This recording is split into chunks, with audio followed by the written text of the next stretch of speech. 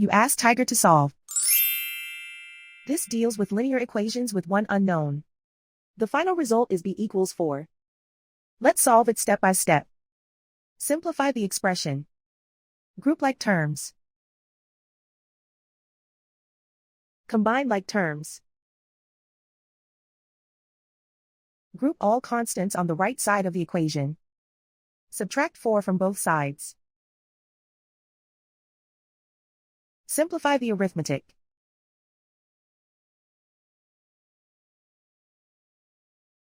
Convert the b into a positive number. Multiply both sides by -1. Remove the ones. Simplify the arithmetic. And so the final result is b equals 4.